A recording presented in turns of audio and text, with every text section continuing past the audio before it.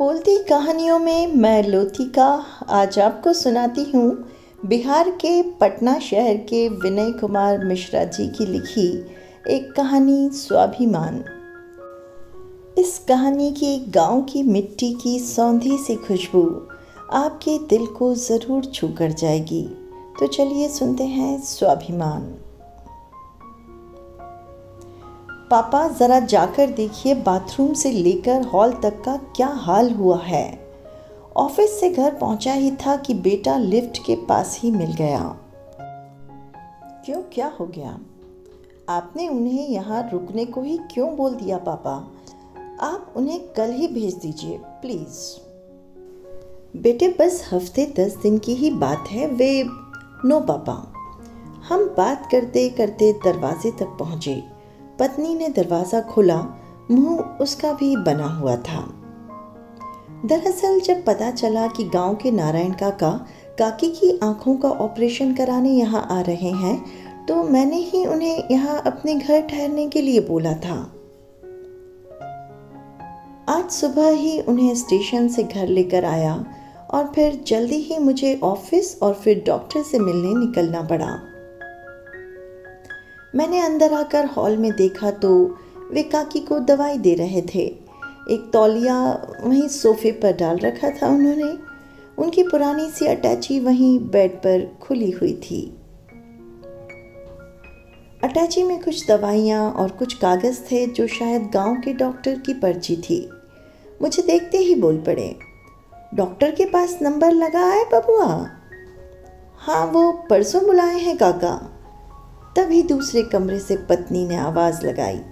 मैं गया और वे देखते ही हल्की आवाज़ में बरस पड़ी, क्यों बुला लिया इन लोगों को यहाँ? बाथरूम तक ढंग से इस्तेमाल करना नहीं आता इन्हें। जाकर देखो, कमोड से लेकर शावर तक का क्या हाल बनाया है, गंवार कहीं के। हाँ तो तुम लोग इन्हें इस्तेमाल करना समझा देते। क्या समझा देते? अब तुम समझाओ इन्हें कि ये कल ही यहाँ से गांव जाएं। हमने ठेका नहीं ले रखा, समझे? पत्नी की इन बातों से मन सहसा ही बचपन में चला गया, जब हम गांव में मिट्टी के एक छोटे से घर में रहा करते थे।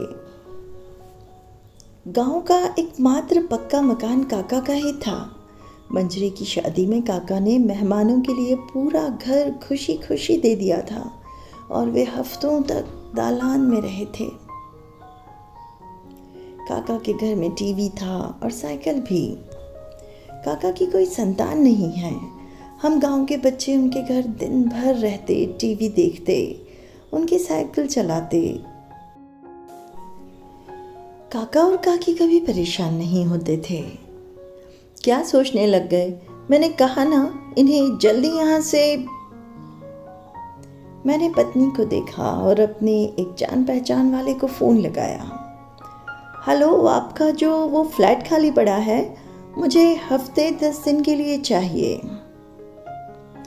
आपको चाहिए? पर आपका तो खुद का घर है। हाँ अपना है, पर किसी अपने को यहाँ 2 दिन भी रख नहीं सकता। खैर आप चिंता न करिएगा, पैसे मैं पूरे 1 महीने के ही दूंगा। पत्नी और बेटे मुझे ही देख रहे थे। मैंने भी उन्हें देखते हुए कहा, कल से जब तक ऑपरेशन कराकर ये सकुशल चले नहीं जाते। क्योंकि बात अपने गांव की मिट्टी की है, मैं इन्हें अकेले तो नहीं छोड़ सकता। दरवाजे पर आहट सुनी तो देखा काका आंखों में नमी लिए खड़े थे। उन्होंने मुझे देखा और बोले, तुम्हें देख आज हमको अपने गांव की मिट्टी पर बहुत गर्व हो रहा है बबुआ, पर हो सके तो हमको आज ही उस घर में छोड़ आओ। पूरे घर में एक चुप्पी सी छा गई, पर मेरी आंखों के कोर भीग आए थे।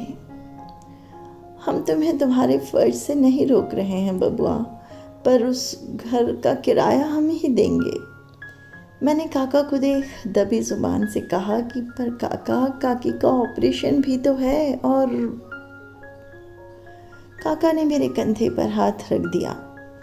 हम बुढ़ापे के लिए उतना बचाए हैं बबुआ, जिन्हें हम अपना आत्मसम्मान बचा सकें। तो दोस्तों, गांव की इस मिट्टी का स्वाभिमान आपको कैसा लगा? कमेंट करके मुझे ज़रूर बताएं और ऐसी ही बहुत सी कहानियों के लिए चैनल को सब्सक्राइब करें। Thanks for watching.